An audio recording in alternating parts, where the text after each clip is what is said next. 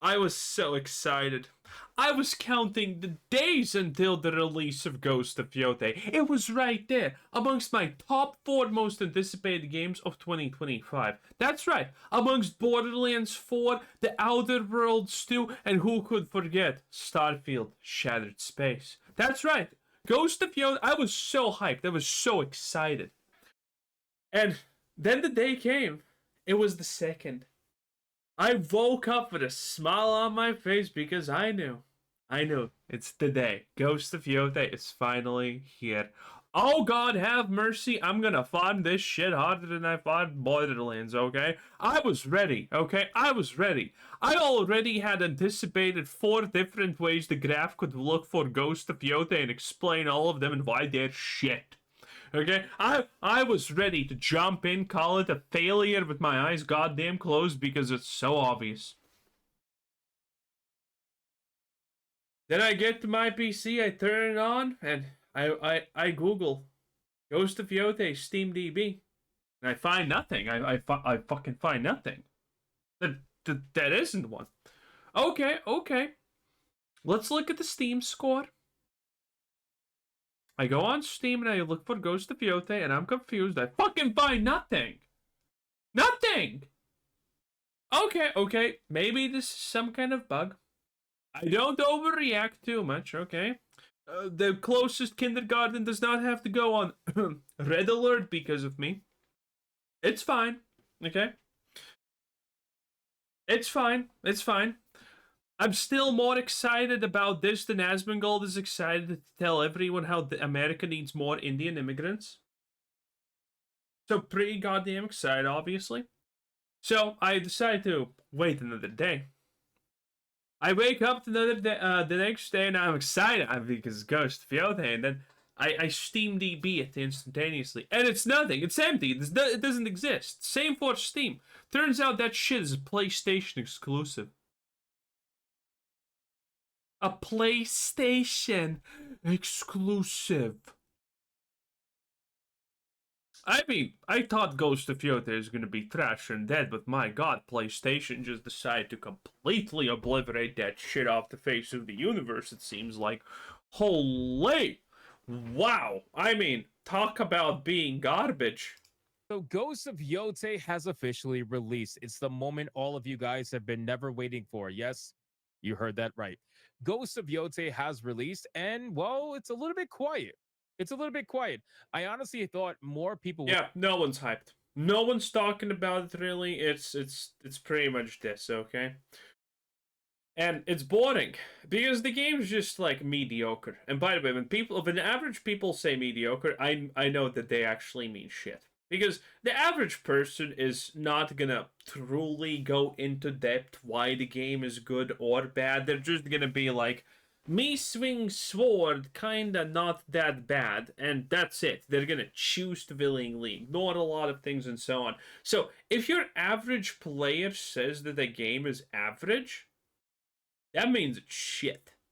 That means the moment you apply even the slightest bit of scrutiny to it, it is a disaster. To be talking about Ghost of Yōtei, but to be honest with you, aside from the multiple shills that are on X right now, trying to pretend like this is the greatest game that has ever come out ever, you're not really hearing about it too much. And I think it's because people just, quite frankly, don't give a fuck. People don't care about Ghost of Yōtei to the level that they want people to care. Now, we got a bunch of posts that I'm going to go over today, one of which is going to be Kitsu, who has written a little bit of a review going over this particular game. Not only that, we got multiple inside shills over at Naughty Dog. Look at that. Naughty Dog is being like, bro, Naughty Dog. You're literally only supporting this garbage because it's woke shit. Okay? Naughty Dog is a garbage company and The Last of Us is dead. Deal with it. Over at Naughty Dog. And we also got Guerrilla Games shilling for this game as well, doing the whole fake congratulations. No idea what Guerrilla Games is, by the way. Oh man, we're so happy for our friends over at XYZ. You guys are not friends, okay? You'll stab each other in the back the moment you get the opportunity to. We also got a post from Smash JT going over some of the numbers for Ghost of Yōtei and how many people actually own the game according to PSN profiles. But just to elaborate, PSN Profiles is a opt-in kind of service, so you have to actually opt in to showcase the information. Otherwise, Yeah, as far as I can tell, there's no real good way to tell how many people are playing a PlayStation game. But PSN Profiles is, I guess, the best if there has ever been information about what portion of the player base it actually represents, how many people actually use this.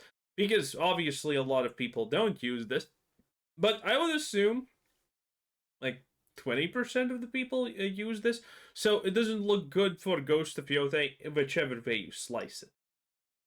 if you don't opt in, they don't actually pull from PlayStation Network. They pull from information that you personally opt in for. But anyway, it still gives you an idea of how many are actually out there.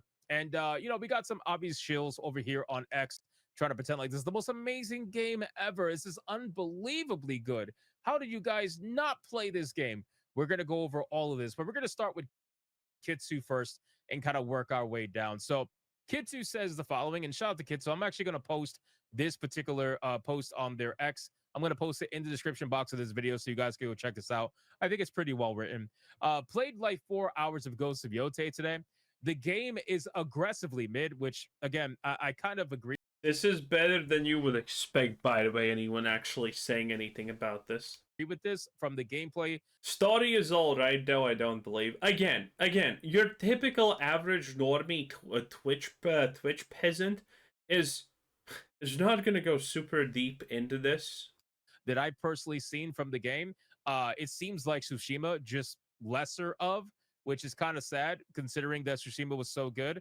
But it really, I can't shake the feeling of Ghost of Yōtei being a hey, let's take Tsushima and let's just switch it to a female and call it a day, right? And add a couple of little tidbits here and there, but really that's what we're doing. It could have been a DLC at this point. But anyway, the game's aggressively mid. Yeah, you need to understand. The reason why I primarily don't actually believe these reviews that call Ghost of Tsushima mid is because the star that played the Asian chick in The Boys actually applied to play the role of what's her face in Ghost of Yōtei, and she was denied by Sucker Punch with the with the with the fucking literal text of does not have enough acting experience. Yes, I mean, The Boys may be a trash folk garbage show that literally makes everything into a Trump allegory now show, but it still was pretty massive, okay? And you being a star on that show is actually a pretty goddamn big deal. So the fact that Sucker Punch literally said, hey, someone from one of the biggest shows in the past decade wanted to apply for the role, and we said, not enough experience. Now, how about this Antifa terrorist supporter? There you go. So, the idea that this story is anything other than some kind of woke nonsense gobbledygook is impossible. I am willing to bet everything when I actually come around and check what the story is about. It's gonna be pure blatant feminism propaganda or some shit like that. Men bad, blah blah blah. Women stronger. Your typical slop. And by the way, boys, friendly reminder to like the video right now and hype it up if you're on a mobile device. It helps me out tremendously. It really does. And it takes less than a second. And I greatly appreciate all of you who do that. It truly means a lot to me, so thank you to all of you. And if you think that stuff like this is important, the things that we discuss here need to be seen by more people so they understand more, then definitely like and hype up the video if you're a mobile device, because that is gonna guarantee that more people see this. For every like, 2 new people are gonna see this. So thank you to everyone. Story is all right, nothing outstanding so far. Average revenge plot. The combat wants to be a duel where you are able to strike, block, and parry, and can learn even more things throughout the game. You get dual katanas very early on, with an option to swap between 1 blade and 2 blades. But the game forces you which weapon to use against which enemy weapon. Solo blade against katana wielders, dual blades against spear wielders. The game has way too many gimmicks and mini games that seemingly are only there to show you what your PS5 controller can do and to artificially inflate the time that you spend in the game. Instead of feeling immersed, it's unnecessary and a literal waste of time. Now, that's so funny because I actually had that complaint about Final Fantasy VII Rebirth. Final Fantasy VII Rebirth felt like it was padded to the moon in its main story because every single area they would make you have to play a mini game in order to progress. Only the last couple of areas did you not have to do that. But for the first like 7 fucking chapters of the game, they were forcing you to do mini game after mini game after mini game after mini game. And it was so annoying. So to see something like this in Ghost of Yōtei tells me that they were just trying to pad the game. And I really hate when developers do that. It's so annoying. But for example, when camping in the open world, you have to start up your own fire by swiping up many times and hitting R2 over and over and over again. You have to cook your food by using the gyroscope of the controller and physically moving it down. Sure, Bruv. cute gimmick, but no actual purpose was served, and having to do this every single time. I mean, this is just some This could be easily some developer being just an idiot. Because a lot of people get overhyped when they can do something. And they are like, oh, I can finally do something more. And so they do a bunch of this shit. The ability to do something doesn't necessarily mean that you should actually do it. And this is one of those examples, okay? This is nice for the first time, but the 5th time it already gets really boring and repetitive and no one wants to deal with it. So, stuff like this should not be in the game to begin with. Is just a waste of time. $80 for this is a waste. Do not spend your money on this. Don't even buy it on sale. Just replay the. Oh, and by the way, the graphics for this shit are horrible. Some shots of open fields look good, but most of the time the graphics are not good. And this is obviously, this is a recording of a recording of a recording that was put on Twitter of a recording of a recording. So yeah, it's worse than the real thing, but it's not good. Trust me, boys. Listen, it's not good. Original. So this is a 1-minute clip that we're gonna watch right now and see exactly what she has to say about this. Because, like I said, the gameplay that I've been seeing looks very similar to Ghost of Tsushima. So let's check it out.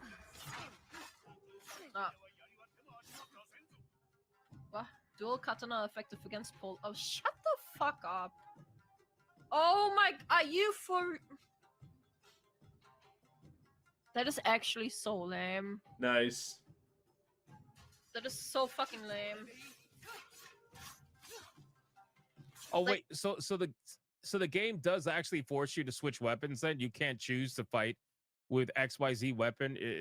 Wait, what? Let me choose what kind of weapon I want to play with. By the way, this is so stupid. I think this should be a misunderstanding. The game, I think the game just shows you that, but I'm not 100% sure. But this is so blatantly autistic. I think this should be a misunderstanding of sorts, right? There's no way, right?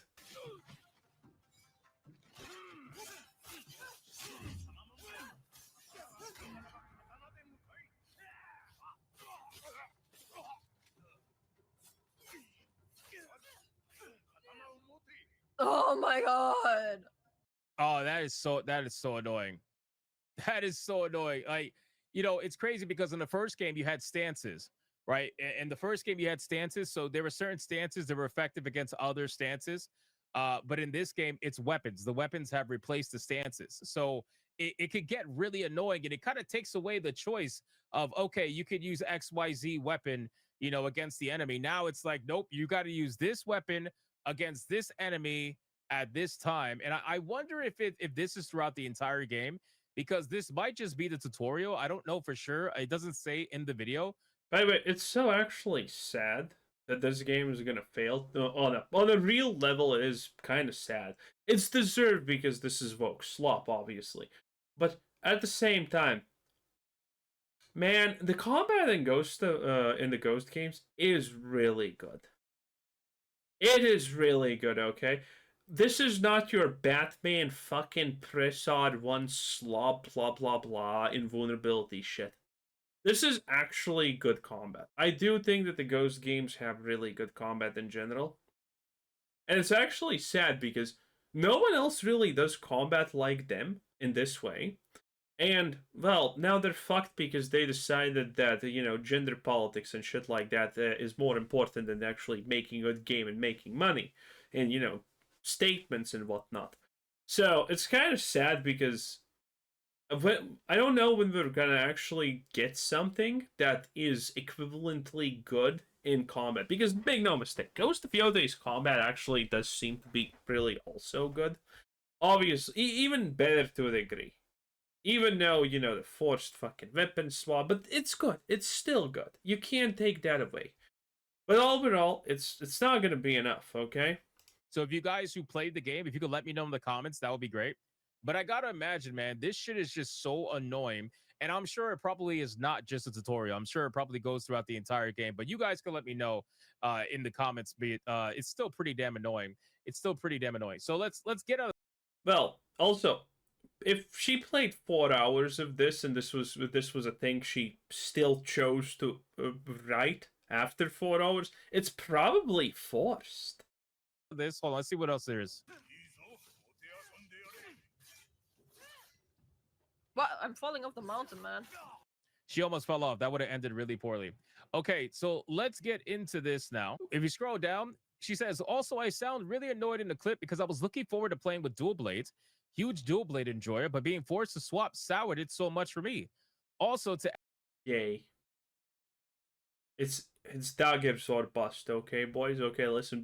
Before solo leveling was a thing, I was already a super huge dagger stealth stan. It is what it is. add to this, there's often chance encounters of a group of people that want to kill you because they were ordered to. Often, last one surviving starts begging for his life, and you start pressing him for questions. Atsu will always let the guy live. The player does not have a say in this. For a person out for revenge with nothing in life left to lose, this is an out of character decision. It just feels weird. At least give the player the choice. Sorry to add another thing, camera angles feel awkward at times and hard to adjust. Visually, the game looks great. Also, Yeah, the camera angles, you could see it in this fight. It wasn't the best. could skip some of the gimmicky stuff, but there are mini games that are not skippable, like bamboo cutting. Oh, they want to make sure you absolutely know that you can cut bamboo. Just like you could cut Oh, it was the Assassin's Creed Shadows thing, yeah. grass, you could cut bamboo. Don't worry about it. Now, Yeah. People were like, you can cut bamboo in Assassin's Creed Shadows, best game ever! what I will say is I get what she's saying, because for me personally, every single game that I play, if it has dual blades, I'm using it, right? This is how I played all my games, right? First Berserker, I've used dual blades, even though people were telling me all the time, oh, spear is the best weapon. Use spear, use spear. I'm like, go fuck yourself. I'm gonna use dual blades. So I use dual blades the entire time.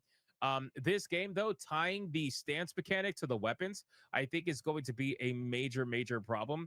Hopefully, it doesn't follow through the entire game and maybe it's just the tutorial level. But if it does follow through the whole game, that's going to be really fucking annoying for a lot of people. Well, it's probably gonna do that, I guess. Let's continue. So, anyway, people are out here saying certain things, and one of them is obviously Naughty Dog. You got Naughty Dog saying, congratulations to the entire team at Sucker Punch on the launch of Ghosts of Yōtei. We're so excited to experience this beautiful new. I love how these Vogue companies, and it's by the way typically always shit like this. It's the Vogue companies. It's Alana Pierce probably is making a video about this, isn't she? Oh my god, an Alana Pierce video, boys. I have been waiting so hard. Alana hitting the wall hard, Pierce, boys. She's back. She must make a video about this. Oh my lord, Alana, please, listen.